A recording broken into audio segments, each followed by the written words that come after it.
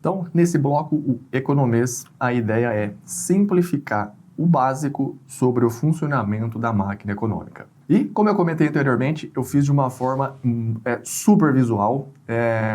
Eu levei à risca aquela frase, uma imagem vale mais do que 1000 palavras. Assim, eu sei que esse assunto ele é chato para a maioria das pessoas. É muito importante você assimilar esse conteúdo. Não tem como eu falar sobre investimentos sem você entender o que é crédito, o que é inflação, o que é a taxa básica de juros. Se eu vou, por exemplo, te explicar sobre um investimento que está atrelado à inflação, aí você não entende o que é inflação. Ou então eu vou falar sobre um investimento que está atrelado à taxa básica de juros, você não entende o que é a taxa básica de juros e nem entende para que ela serve. Então você vai ficar meio perdido ali nas minhas explicações. E você entendendo essa parte básica aqui de economia, já vai abrir muito a sua cabeça na questão de investimentos. Você vai começar a entender, conforme você vê as notícias aí no dia a dia, o porquê que aquilo está acontecendo. Então, vai te ajudar não só a investir, mas também a entender do seu dia a dia o porquê que as coisas acontecem daquela forma, quando você vê notícia no jornal ou você lê ela em algum portal, por exemplo. Então, minha ideia aqui é explicar o que é economia, o que é crédito, o que é juros, o que é inflação em 10 minutos. De uma forma assim tão simplificada que você vai conseguir explicar para o seu filho ou para sua filha aí depois, tá? Então, vamos lá, sem mais enrolação. Transações. Então, as transações são a parte mais simples da economia. Transações é o que faz a máquina econômica rodar. E se você entender o que são essas transações, você consegue entender a economia como um todo. E o que basicamente significa isso? A transação é o quê? É um comprador com um vendedor que os dois estão trocando dinheiro e crédito por algum produto, serviço ou ativo financeiro. É só isso. Uma transação é simplesmente isso, e esse conceito, caso você nunca tenha pensado nele, você faz isso todos os dias e, de forma super resumida, é isso aqui. E esse simples fato é o que faz toda a economia rodar. Então, vamos entender melhor isso aqui como funciona. Então, por exemplo, nós temos aqui um vendedor de frutas e temos um comprador querendo comprar essas frutas. E aqui a gente vai ver ao mesmo tempo o que acontece com o diagrama dos dois. Lembra desse diagrama que nós vimos na aula, no módulo anterior? Olha o que acontece, lembra da transação? Quando a receita de um é a despesa do outro? Olha o que acontece aqui, que isso fica, como se diz, por trás, né? A gente não entende esse conceito aqui, só que toda vez que você for fazer uma transação agora, você vai entender exatamente essa dinâmica aqui do fluxo do dinheiro, lembra? Olha lá, quando um compra, a receita de um é a despesa do outro. Então, aqui foi feito uma transação, certo? Então, no nosso exemplo anterior, nós tivemos uma transação de frutas. E o que acontece quando muitas pessoas transacionam o mesmo produto? Por exemplo, aqui frutas. Quando todo mundo está comprando e vendendo a mesma coisa, nós temos um mercado. Então, nesse exemplo aqui, nós temos um exemplo de mercado de frutas, nós temos um mercado de café, pessoas comprando e vendendo café, nós temos pessoas comprando e vendendo mercado de trigo. E quando todas essas transações de todos esses mercados acontecem, nós temos a máquina econômica rodando. Porque são as transações que fazem a máquina econômica rodar. Entende isso? São muitos e muitos mercados e a economia ela gira em torno dessas transações entre esses diversos mercados. Então, de forma super resumida, lógico que numa escola de economia você demoraria 4, 5 anos para entender esse conceito de uma forma muito mais aprofundada, mas de uma forma super resumida, a economia é basicamente as transações que acontecem entre esses diversos mercados para formar a máquina econômica rodando como um todo. Certo? Entendido aqui a questão da transação, a questão da máquina econômica. Então, o que acontece? Essas transações não se limitam apenas a pessoas. Elas são entre pessoas, entre empresas, entre bancos e entre o governo. Ou seja, são todos esses componentes aqui trocando dinheiro e crédito por produtos, serviços e ativos financeiros, certo? Então, a gente sempre troca dinheiro e crédito por produtos, serviços e ativos financeiros. Então, vamos pensar agora em uma economia somente com dinheiro. Ela não existe crédito. Então, por exemplo, você não tem acesso a cartão de crédito, você não tem acesso a financiamento para financiar uma casa, financiar um carro. É dinheiro. Se você tem o dinheiro, você compra. Se você não tem o dinheiro, você simplesmente não compra, ok? O que acontece de forma resumida em uma economia somente com dinheiro? Então você tem lá o seu trabalho, seja como empregado, autônomo ou dono do seu negócio. Você gera esse trabalho e entra uma receita no seu bolso, e com essa receita no seu bolso, você vai lá e gasta o dinheiro nas suas necessidades pessoais, lá na sua lista de desejos, certo? Agora vem a pergunta: o que você precisa fazer para poder gastar mais, aumentar suas despesas? Para você aumentar suas despesas, você precisa primeiro aumentar a sua receita. E para você aumentar a sua receita, você precisa trabalhar mais, ser mais produtivo, certo?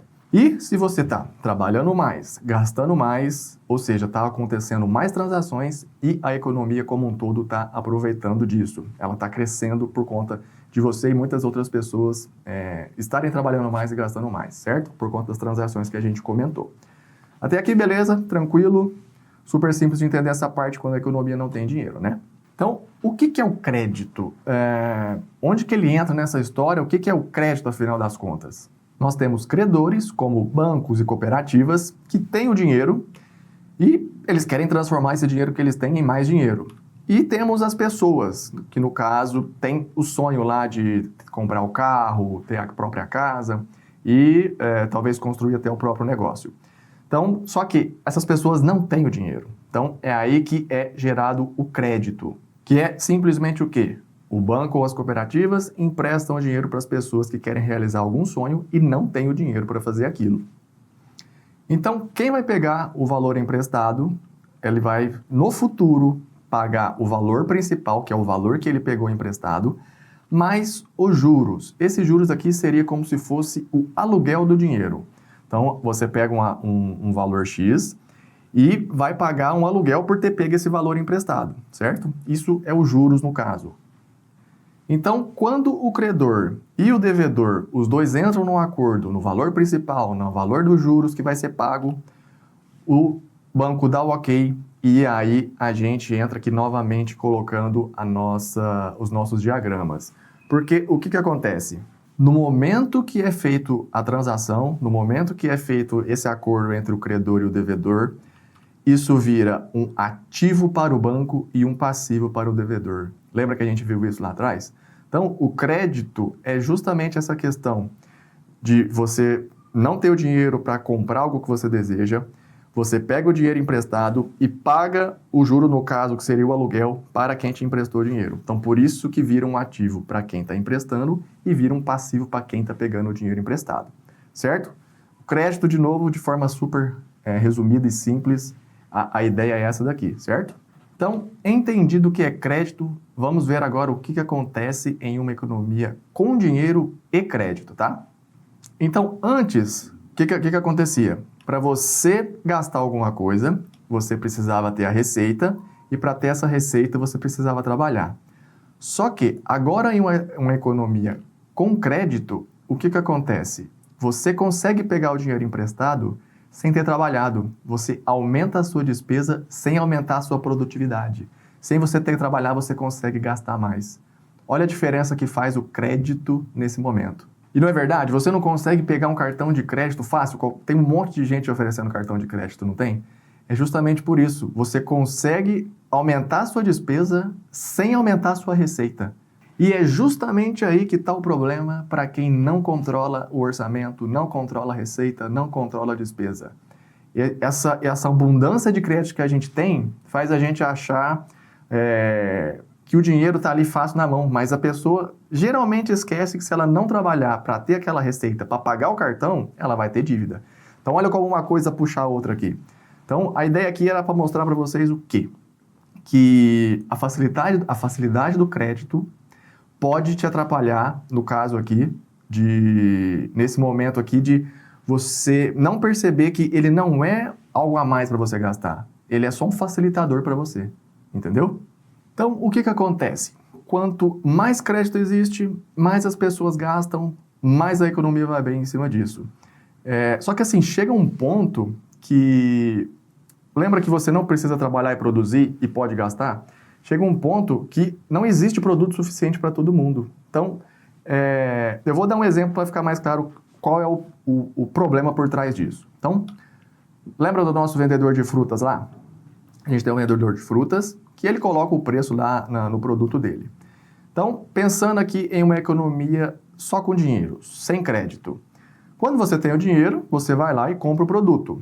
E quem não tem o dinheiro vai ter que trabalhar e produzir mais para conseguir o dinheiro para poder comprar aquelas frutas no nosso exemplo. Certo? Então, aquele mesmo vendedor coloca lá o produto dele para vender, coloca o preço dele de venda. E o que acontece numa economia agora com crédito? As pessoas que têm dinheiro vão conseguir comprar. Só que as pessoas que não têm dinheiro também vão conseguir comprar. E o que acontece?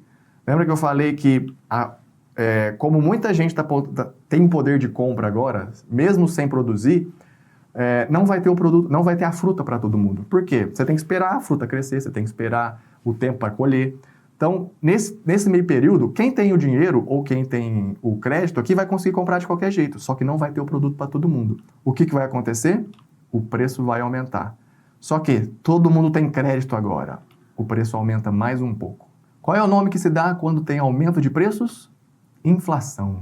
Já notou que você vai no mercado e aí tem algum item que está mais caro, aí na próxima semana ele está mais barato e ele vai flutuando.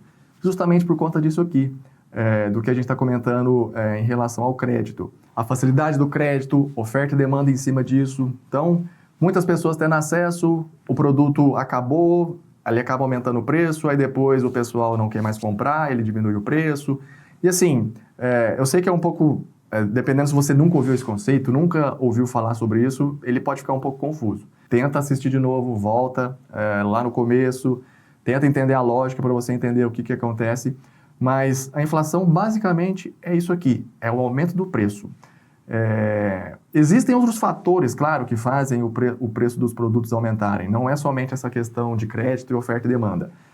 Por exemplo, o custo de produção. Se o custo de produção aumenta, o preço do produto também vai aumentar. Mas assim, de forma bem resumida, você entende o que agora é a inflação, certo? E assim, qual que é o problema da inflação em si? Por que ela é um vilão, todo mundo fala sobre ela, direto você escuta nos noticiários falando sobre inflação? Porque o que acontece? A inflação, ela faz você perder o seu poder de compra, ou seja, você precisa de mais dinheiro para comprar a mesma coisa. Então eu vou dar um exemplo aqui. Há um tempo atrás, para comprar um carro e uma casa, sei lá, 10, 20 anos atrás, você precisava de 50 mil reais. Hoje, para comprar a mesma casa e o mesmo carro, você precisa de 250 mil reais. Esse é o efeito da inflação. Você perde o seu poder de compra ao longo do tempo por causa do aumento do preço. Então, essa perda de poder de compra faz com que os produtos aumentem de preço ao longo do tempo. De novo, período mais curto tem a oscilação, ela sobe, o preço dos produtos sobe, o preço dos produtos cai. Mas se você for olhar ao longo do tempo, ela vai geralmente aumentando. Por isso que um carro ou uma casa que antigamente era muito mais barato, hoje está muito mais caro, justamente por causa do efeito da inflação, que tem esse poder de tirar o seu poder de compra. Então, o que é feito para controlar a inflação? O que é feito para fazer a população não perder esse poder de compra? É aí que entra o Banco Central do Brasil, através do Copom, que é o Comitê de Política Monetária. Eles vão se reunir e definir como eles vão controlar a inflação. E como que eles fazem isso? Eles se reúnem a cada 45 dias para definir a taxa Selic, que é a taxa básica da economia. Então, quando o Banco Central lá no Copom muda a Selic, que é a taxa básica de juros, todos os juros da economia, elas mudam ao mesmo tempo. Então, todos os juros de todos os produtos são influenciados pela taxa Selic, que é definida pelo Banco Central. Então, lembra que eu comentei que os juros seria o aluguel pago pelo dinheiro que você está pegando emprestado? Conforme a Selic aumenta e diminui, a taxa que você está pagando de aluguel, ela está aumentando ou diminuindo também. Então, se a Selic está muito alta, significa que você está pagando um aluguel muito caro pelo dinheiro. E se a Selic está baixa, você está pagando um aluguel mais barato por aquele mesmo dinheiro. Então, na reunião do Copom, o que eles vão analisar? Eles vão ver se a inflação está controlada ou não, se ela está descontrolada. Caso a inflação esteja controlada, o que o governo quer? O que o Banco Central quer? Que a economia seja estimulada. Ela quer que as pessoas façam mais transações, que elas movimentem mais dinheiro. Então, eles abaixam a Selic para que o juro que você está pagando nos seus empréstimos fique barato. Então, isso estimula a economia porque muitas pessoas vão atrás desses empréstimos. Por outro lado, se a inflação está descontrolada, ou seja, você está perdendo o seu poder de compra muito rápido, o Banco Central vai lá e aumenta a taxa Selic.